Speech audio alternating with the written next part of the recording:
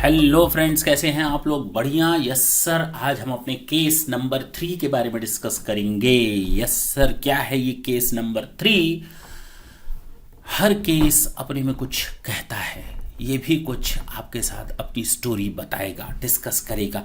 अब आप अपना सिर पकड़ लें या थोड़ा मैथमेटिक्स कर लें, दिमाग को दौड़ा लें, means mental gym.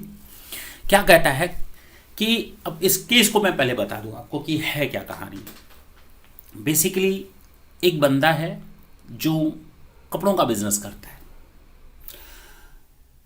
Taxable items का बिजनेस करता है, सर्विसेज देने का काम करता है, गुड्स सप्लाई करता है, गवर्नमेंट को टैक्स देता है, और जो गुड्स प्रोक्योर करता है उस पर आईटीसी अवेल करता है। ये तो आपको अच्छी तरह मालूम है क्या होता है सिस्टम, प्लेन। मान लीजिए मैं काम करता हूं चेयर्स को खरीदने और बेचने का, वुडन चेयर्स या नॉर्मल चेयर्स, प्लास्टिक चेयर्स। मैं उन चेयर्स को परचेज और सेल करने का काम करता हूं। अब मेरे पास हो गया प्रॉफिट अच्छा खासा। मैंने 5 या 10 लाख रुपए लिए और मैंने, जानते हैं उससे क्या खरीदा? मैंने यहाँ 50 लाख बच गए, 50 लैक्स मेरे पास सेव हो गए। मैंने उस 50 लाख से गोल्ड बार खरीदा, ठीक है ना? जो गोल्ड बार्स होते हैं ना, ईंटें सोने की ब्रिक्स, मैंने वो गोल्ड बार्स खरीदे, उसको एज एन इन्वेस्टमेंट किया और एक नंबर में खरीदा। जाहिर सी बात है मैंने उसका जीएसटी का बिल भी लिया होगा और मैंने जीएसटी का पेमेंट भी किया होगा। Now what was the main purpose to purchase these type of gold bars? Basically I was just wanted to invest it in the market, or you can say in the short period of time I'll sell it out, or might be I'll hold those gold bars for the longer period of time, might be। या तो मैं short term में उन gold bars को बेच दूंगा या मैं उसको लॉन्ग टर्म्स तक होल्ड करूंगा, कुछ भी हो सकता है। हाँ सर, अब ये एज एन इन्वेस्टमेंट मैंने किया है, that is not mind business. और हो सकता है, मैंने कहा ना, मुझे अगर फायदा मिलेगा I will sell it out, और मुझे फायदा नहीं मिलेगा आई विल होल्ड इट, तो दैट डिपेंड्स। तो मैंने कोई इसके साथ बिजनेस नहीं करना, मैंने इसके साथ कोई व्यापार नहीं करना, लेकिन मैंने कहा मैंने खरीदते समय जीएसटी दिया और मैंने उसको अपने बिजनेस का जीएसटी नंबर भी प्रोवाइड किया। तो इसका मतलब मैंने वो जो गोल्ड बार्स खरीदे थे वो फर्म के नाम से खरीदे, not in my individual name. पक्की बात है। Now I am the recipient of those gold bars, that was not my business to purchase the gold bars and sell it in the market. मैंने उन gold bars को as an investment buy किया। अब मुझे नहीं मालूम कि मैं उनको बेचूंगा नहीं बेचूंगा, हो सकता है या नहीं भी हो सकता। अब प्रॉब्लम ये आती है मेरे सामने कि क्या मैं इन गोल्ड बार्स पर जो मैंने जीएसटी का पेमेंट किया है, whether I shall be eligible to get the ITC what I paid as a taxes to the supplier of the gold bar? क्या मुझे उस पर आईटीसी अवेल होगा?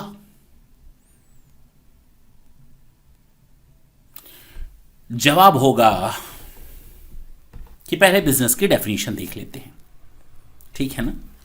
बिजनेस की डेफिनेशन कहती है बिजनेस में शामिल है कोई भी trade, commerce, manufacturing, profession, vocation, adventure, wager or any other similar activity whether or not is for a pecuniary benefit. तुरंत के बेनिफिट के लिए हो या फ्यूचरिस्टिक बेनिफिट के लिए, कोई फर्क नहीं पड़ता।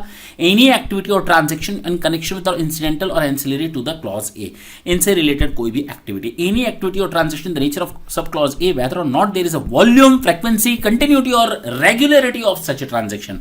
Now the main thing is your this one clause, ये जो सी क्लॉज है ना, ये आपके लिए इंपॉर्टेंट है। कोई भी एक्टिविटी या ट्रांजेक्शन, चाहे आप उसका वॉल्यूम देखें ना देखें, कितने वॉल्यूम में हो, छोटा सा वॉल्यूम हो, फ्रीक्वेंसी हो सकता है वॉल्यूम बड़ा हो, एक ही या 2 बार हुआ हो, रेगुलर मैं उस बिजनेस को, उस चीज को नहीं करता, मैं फ्रीक्वेंट वे में गोल्ड बार्स नहीं खरीदूंगा ना बेचूंगा, मैंने एक बार खरीदा, दैट्स इट। कंटिन्यूटी है या नहीं, रेगुलरिटी है या नहीं, मींस इससे कोई फर्क नहीं पड़ता, वो आपका बिजनेस कहलाएगा, वो बिजनेस की कैटेगरी में आएगा। और अगर मैंने इन्वेस्टमेंट बाय किया है फर्म के नाम से और जीएसटी पेड किया है और फ्यूचर में मैं उस गोल्ड बार्स को जब बेचूंगा तो मुझे उसको सप्लाई दिखानी पड़ेगी। अब आप एक ही पैन नंबर पर जितनी भी एक्टिविटीज करेंगे वो सारे, मींस आपके एक जीएसटी रजिस्ट्रेशन नंबर पर जितनी भी एक्टिविटीज करेंगे वो सब के सब आ जाएंगी आपकी बिजनेस की एक्टिविटी में। जी, तो कहा गया पर्सनल एक्टिविटी की बात नहीं कर रहा, नॉन बिजनेस एक्टिविटी की बात मैं नहीं कर रहा। गोल्ड बार खरीदा जीएसटी के नाम से, इट मीन्स वो एक फर्म के नाम से आ गया, फर्म के नाम से आ गया तो फर्म की प्रॉपर्टी हो गई। अब चाहे मैं उसको होल्ड करूं चाहे सेल करूं, तो जब मैंने उसको फर्म के नाम से खरीदा है तो अब उसका आईटीसी में अवेल कर सकता हूं। फ्यूचर में जब मैं इस गोल्ड बार को बेचूंगा तो मुझे उस समय आउटवर्ड सप्लाई पर टैक्स देना पड़ेगा। जी सर। तो कहने का मतलब इन्वेस्टमेंट इन गोल्ड बार, ढंग से सुने, with the commercial motive as per the question it constitute business even though the same is undertaken on casual or irregular basis, कोई फर्क नहीं पड़ता। as per the clause C, मैंने क्या कहा, clause C इंपॉर्टेंट है। at the time of the resale of such investment by the said taxpayer is liable to pay GST because the activity of sale constitute as a supply according to section 7। yes sir।